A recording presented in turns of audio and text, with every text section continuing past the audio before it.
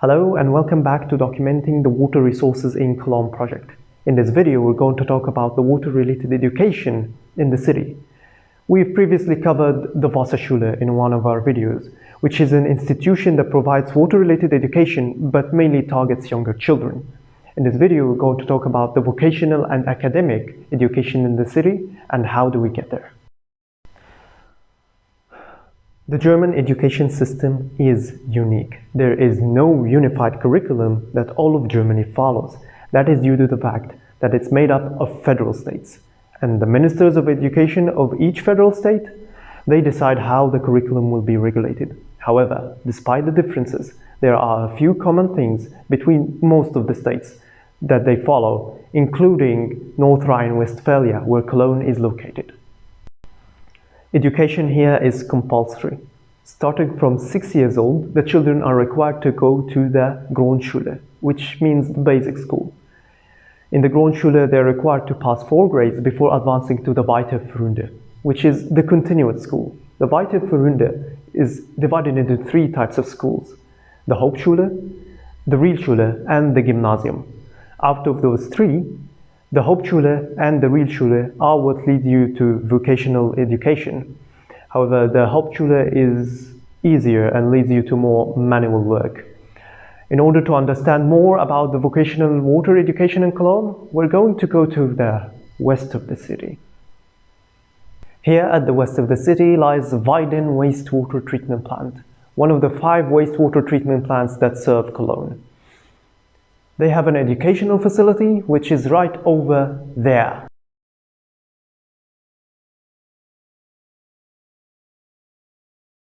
This is the inside of the wastewater treatment plant's educational facility. It is fairly new, from 2017. However, the program structure that is followed for the training today is not. Ever since 1984, the people pursuing jobs in drinking water and wastewater management and solid waste management were obligated to finish a 3-year training program in order to get a job in the field. But there was a problem with the education being decentralized and the trainers only working part-time. And with the increasing demand on the manpower for the job, Step Cologne, the company that manages the wastewater in Cologne, built this place as a centralized location and assigned a full-time trainer in order to attract more people. The training here is very extensive. During the 3-year program, the students learn about chemistry, electronics, and other technical things. They also have simulation devices like this device with a lot of pumps and sensors and other electronic things. And it's not just classroom setting training. At the start of each 2nd year, the students have 1 week where they run the whole facility just like the employees.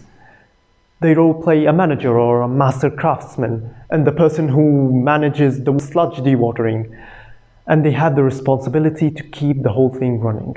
Of course, this is done after a lot of simulation tests, and the trainers may interfere if they find that the things are starting to get a little bit dicey. However, despite all the efforts to attract the people, only 5 out of the 10 employees, which are targeted for the program, are currently enrolled. Of course, if you count the other apprenticeships like the locksmith and the industrial mechanics and the electronic technicians, the number becomes 35. But the point still stands: the number of applicants is not enough. Deutsche Welle reports that there is a shortage of 2 million skilled workers in almost every sector, and the wastewater treatment field, it's no different. There is a bit of a stereotype regarding this job field in particular, because nobody wants to say that they work in sludge. But the job itself has great benefits. They have 30 days off annually, they have 1,000 euros in compensation, they have a job ticket, and they are better paying than 70% of the full-time jobs in Germany. Of course, with the rising population in big cities like Cologne, the wastewater is not going anywhere. This is a job here to stay.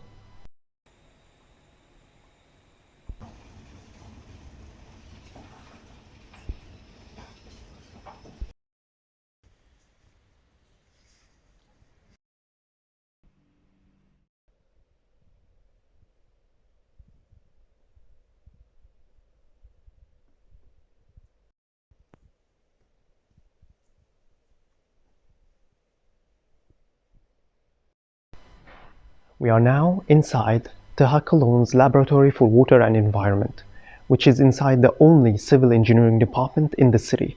Here we interviewed Dr. Christine Jogel in order to know more about the water lab and the bachelor's and master's degree. Hydraulic engineering is only one of the many specializations that the civil engineering department here offers. The study here is extremely relevant for the people pursuing things in sustainability, as the civil engineering department have been steadily incorporating concepts such as green infrastructure and the sponge cities in their programs. Other research areas that exist here are dam silting and capturing the CO2 emissions from the dam reservoirs. The Water Lab is an excellent facility for providing practical applications to students and researchers alike. Behind me is a scale model of the Agger Dam, a scale 1 to 20 that is used to do simulations before making real-life interventions. Other equipment here in the lab include this device, which is used to do simulations for capturing CO2 and methane emissions from dam reservoirs.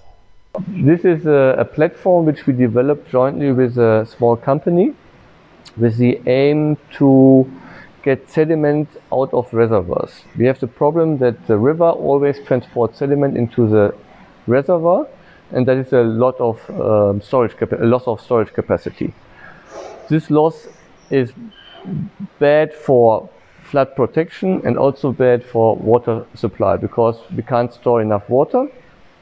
And it also has negative impact for the downstream river reach, because there the sediments are important for the environment and the ecology of the river reach, bringing nutrition and so on. So with this system, what we do, we suck the water sediment mixture from the bottom of the reservoir onto this platform. On the platform, we separate from the water sediment mixture the gas, because there is methane inside the sediment. Methane is gets produced down in the sediment because we have not enough oxygen down there, so it's not CO2 but CH4 which is created. Then we separate the methane and pump the water sediment mixture without the methane into the downstream river reach. So actually what we do is we bring the river into its natural system again, that it has no barrier, that the sediment is transported along the whole river reach. We are now at Calc Post, an old postal building that's been retrofitted for different uses, part of which are premises for TH Köln. Here we interview Dr. Lars Rebe, a person who initiated the International Water Resource Management Master's Degree program. We are now inside the Calc Post. This is where our green screen is, by the way. After interviewing Dr. Lars, we got to know more about the Integrated Water Resource Management Master's Program. This particular program is not for one specialization, and the main target students are not only Germans, but also internationals. It hosts about 25 students, but there are a lot of incomings and outgoings, so it's fairly agile. The focus here is on integrating the different fields from the different sectors and explores the social fields as well as the engineering ones. And this mixture of skills and varieties makes the program very strong in terms of teamwork and seeing more holistic integrated solutions that are not just for technicalities, but also for the economic and institutional and ecological perspectives. International programs like these are the keystones for achieving a sustainably developed world. Thank you very much for Ms. Heinrichs from the Weiden wastewater treatment plant, and for Dr. Lars Rebe and Dr. Christine Jogel for making this video possible. More information about them are in the description.